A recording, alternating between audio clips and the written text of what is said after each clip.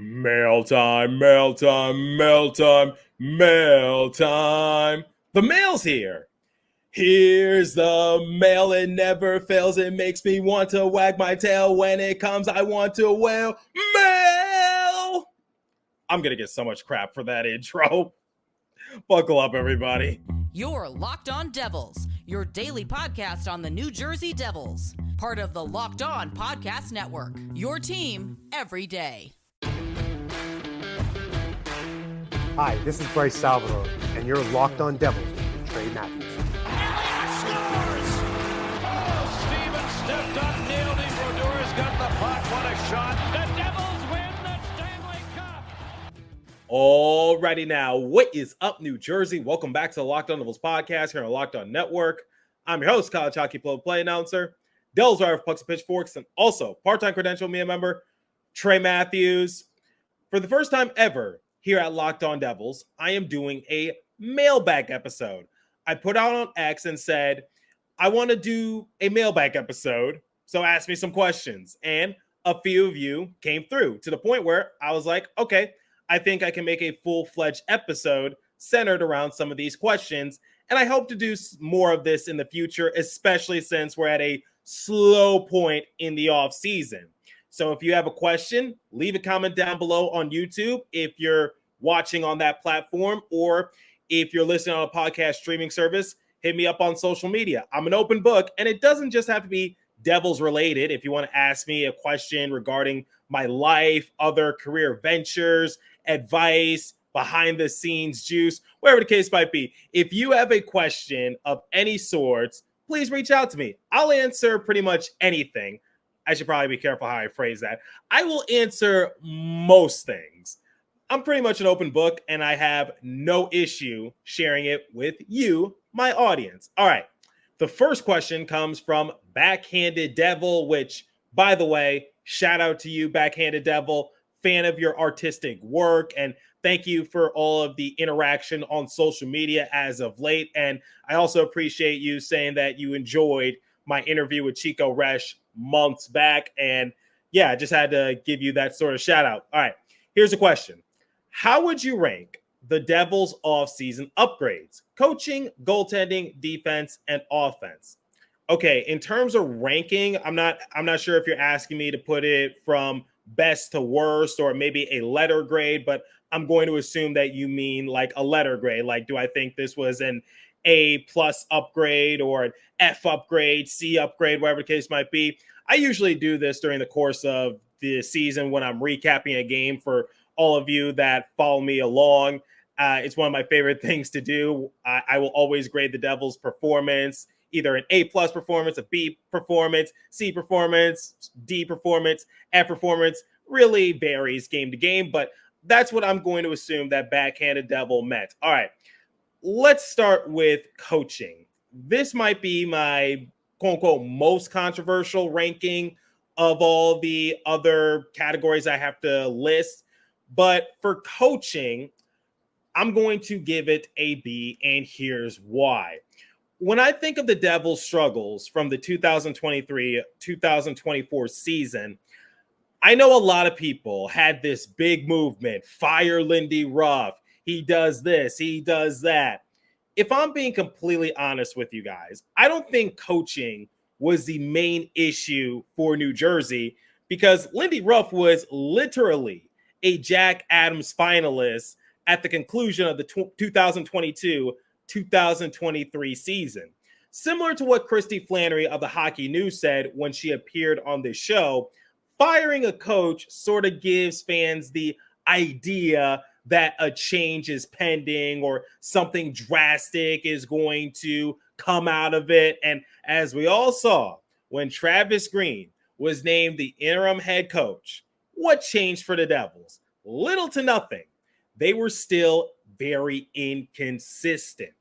And I'm not saying that Lindy Ruff was perfect. Lord knows I've ranted about him on this show, but I don't think coaching was the main issue for New Jersey.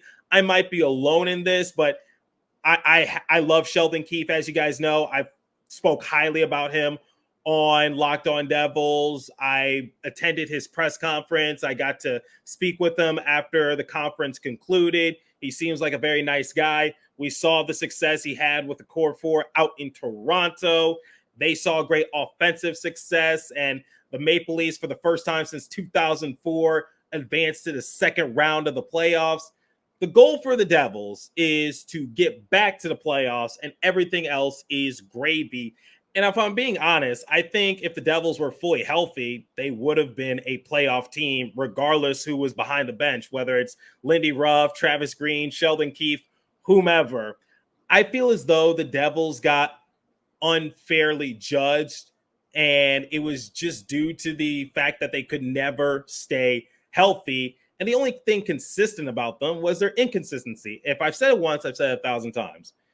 They've never won no more than 3 in a row, but they've never lost no more than 3 in a row. But that's my ranking for the coaching upgrade. I'd say it's a B, because I don't think coaching was that big of an issue for New Jersey. But as you guys know, love Sheldon Keefe, and I hope I'm articulating it the best way I potentially can. Goaltending. You see, I really do want to give it an A, because I think Tom Fitzgerald did what he was supposed to do. He upgraded the goaltending tandem. He got Jake Allen at the trade deadline, and then during the offseason, he got Jacob Markstrom, and the Calgary Flames are retaining about, 31% of his salary, and the Montreal Canadiens are retaining half of Jake Allen's salary. So the Devils have 2 good goalies on the roster at a cheap penny. And I know a lot of people are going to say, well, Jacob Markstrom, he's getting up there in age. He only has 2 years remaining on his contract. He's not a long-term solution. That might be true. And I'm actually going to talk about him momentarily, so I'll save this for another segment. But I think Tom Fitzgerald, once again, did what he was supposed to do. He upgraded the goaltending tandem. And Jacob Markstrom, I'd say he's an upgrade over some pass options the Devils have had. So do you want to go back to Mackenzie Blackwood? You want to go back to Vitek Vanecek? You want to go back to Akira Schmid? I think Jacob Markstrom, given his track history, it's respectable at least. He's anywhere from good to respectable in the eyes of the Devils discourse. I was thinking about giving it a B, but then I thought of the circumstances from a financial standpoint, and I also thought about the past goaltending issues the Devils have been having, and I was like, yeah, I got to give this an A. I can't give it a B. All right, defense.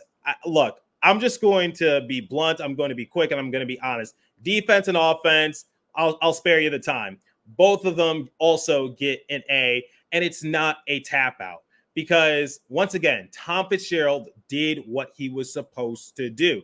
What was wrong with the defense for New Jersey? They were very inexperienced. Sam Kassan touched on it when he appeared on this show a couple weeks ago.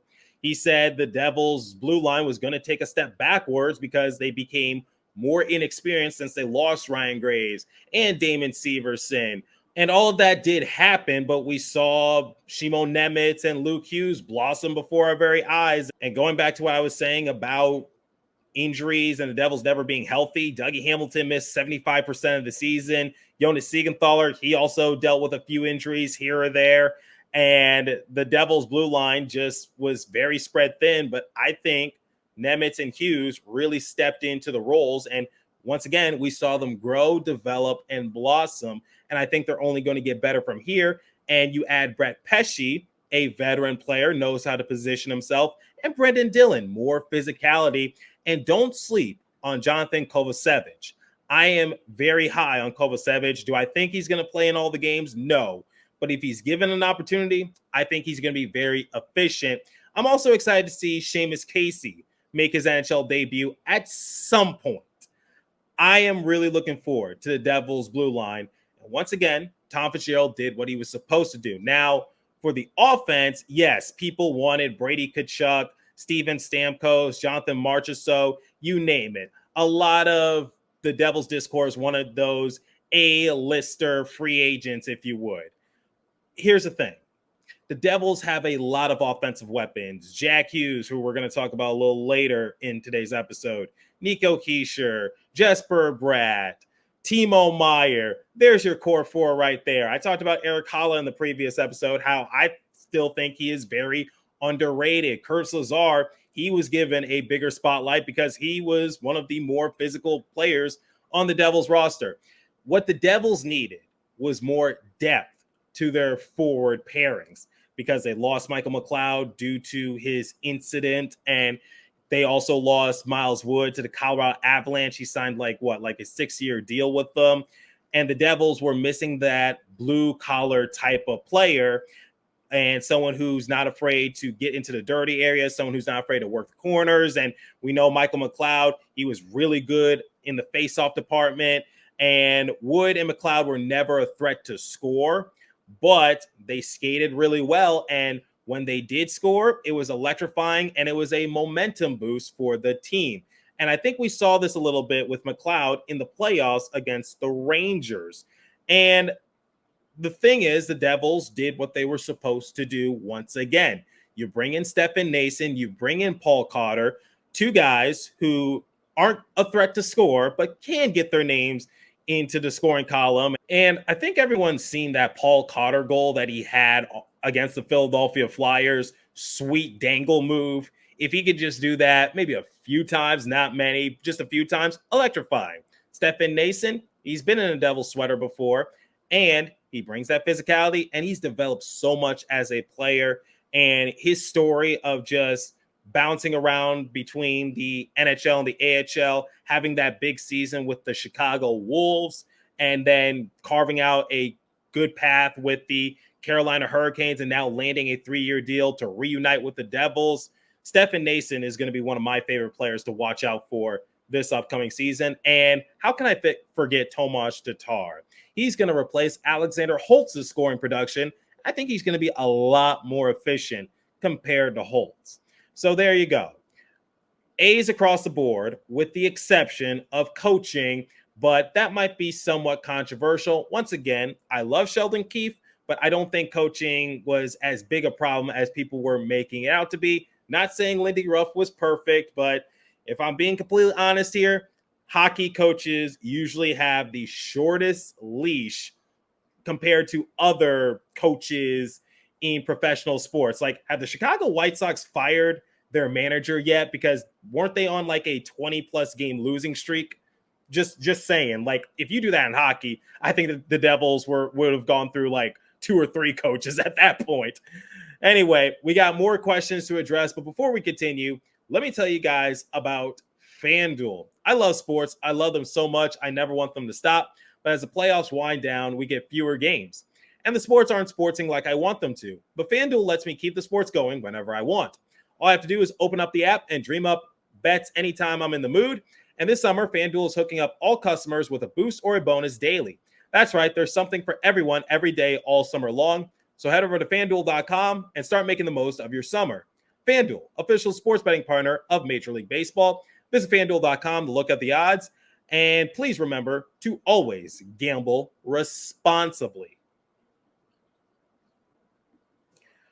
Okay, let's talk about Jack Hughes because I received a couple of questions and I decided to package them together for this specific segment. All right, the first question is, what's your feeling on Jack's recovery from shoulder surgery? And the other question reads, does Jack finally break 100 points this season? All right, I've already done an episode breaking down Jack Hughes's 2023-2024 season. Here are some basic stats. Jack Hughes appeared in 62 games. He had 27 goals, 47 assists for a grand total of 74 points. And we know during the historic season, 2022-2023, Jack had 99 points in 78 games. It goes to show you what he's capable of doing while healthy. So to answer one of those questions, yes, I do think Jack Hughes is capable of netting himself 100 points when healthy. And that means he has to appear in about 70 plus games if he wants to finally reach triple digits and become the first Devils player in history to reach triple digits. But here's the thing. We've been having this same discussion the last few years.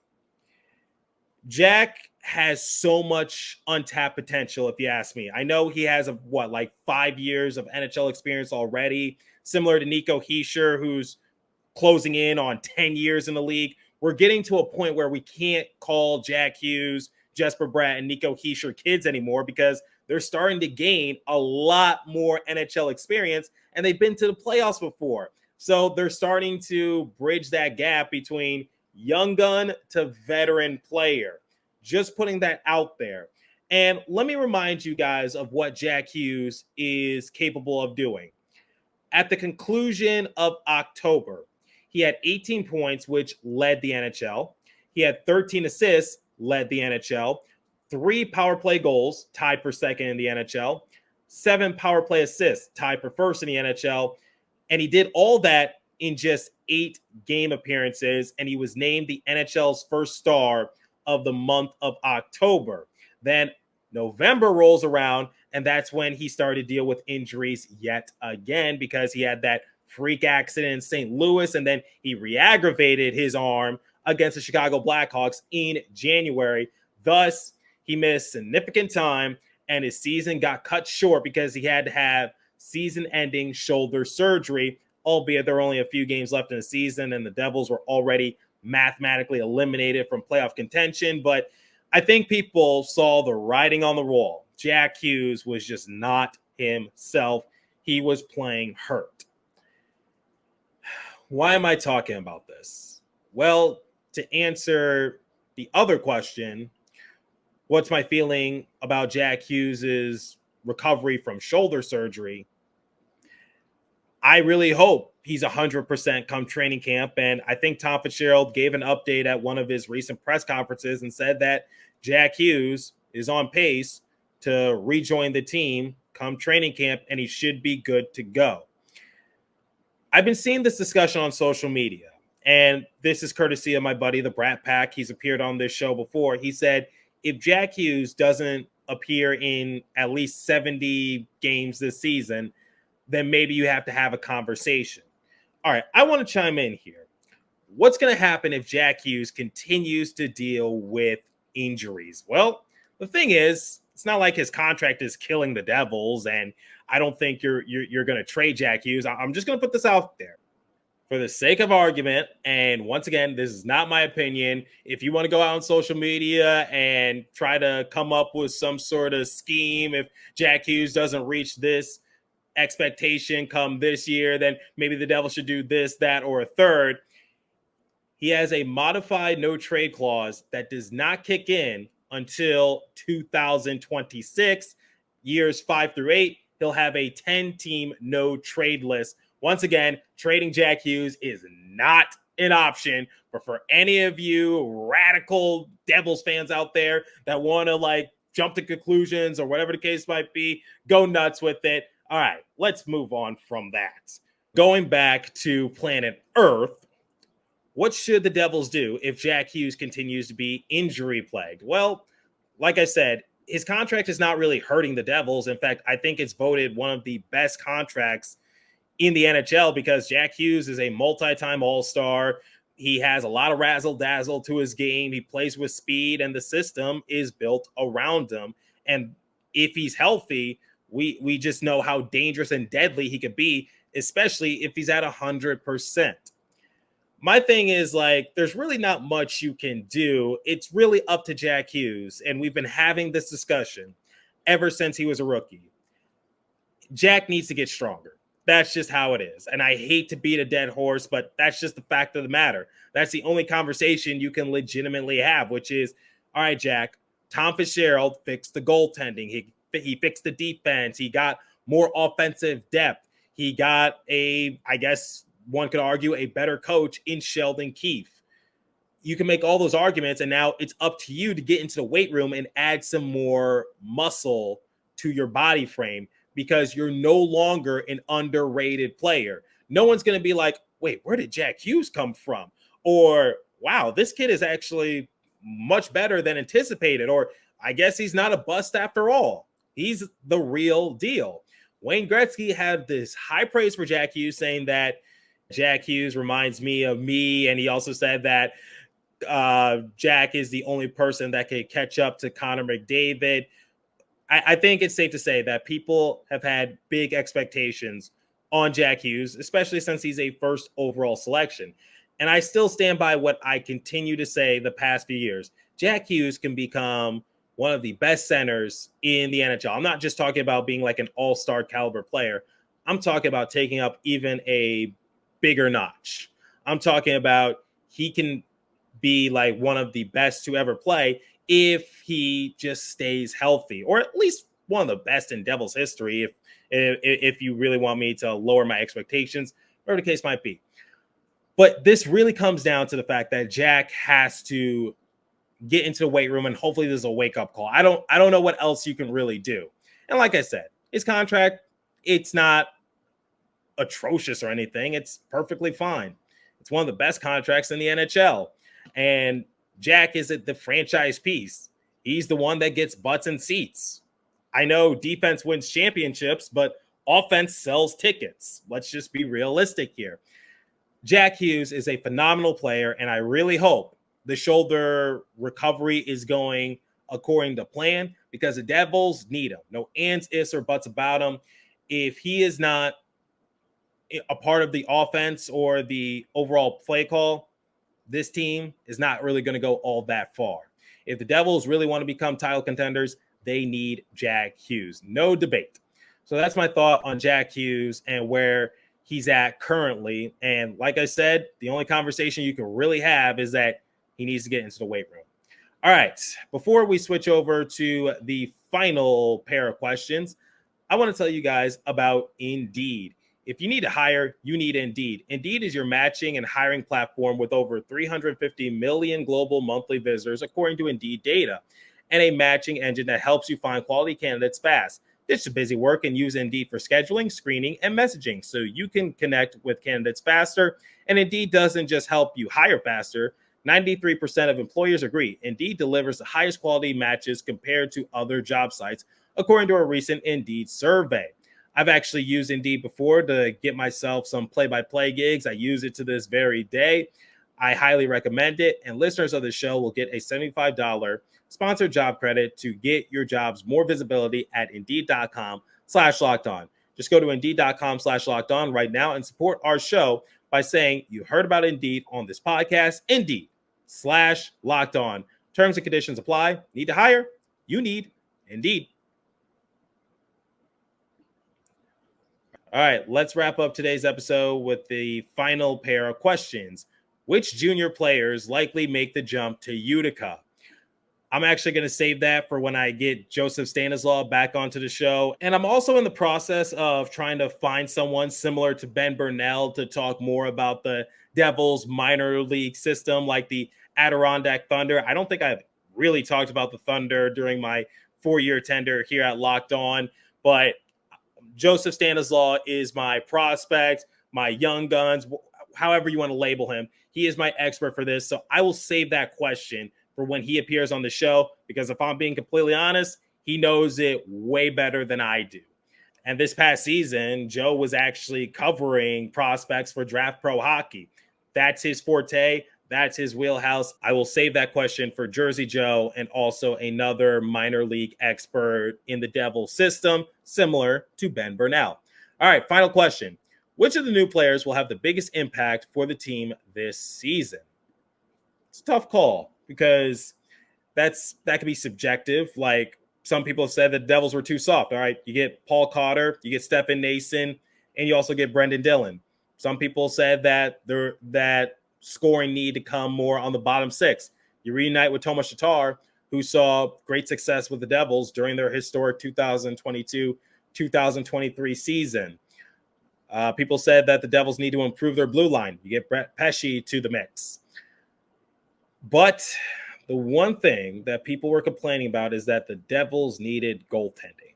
So I'm going to go with Jacob Markstrom in this case, because ever since 2020, it's safe to say that the Devils have been playing musical chairs when it comes to finding a stable goalie. They thought they found it in Vitek Vanacek, Akira Schmid, Mackenzie Blackwood. Didn't really pan out. for more reasons than one. You want to go a few years back. Corey Schneider got off to a pretty good start, but then he fell off. For any team to be successful, a good goalie is vital. But the thing is, like, you can't just put it all on the goaltender. You got to have a good defense in front of them. Similar to what Chico Resch said when he appeared on this show. Like, the Winnipeg Jets, they had Connor Hellebuck. Connor Hellebuck just won the Vezina Trophy. And where are the Winnipeg Jets? They got eliminated in the first round. It also takes a good defense. Just putting that out there. Or Igor Shesterkin, he won the Vezina Trophy in 2022. And then the very next season, the Devils eliminated Igor Shesterkin and the New York Rangers. Just putting that out there. So I would say Jacob Markstrom will have the biggest impact because I think he's going to give the Devils a steady hand in net for the next couple seasons. And Jake Allen, he's no slouch. We've seen what he did in a Devil sweater to close out the 2023-2024 season.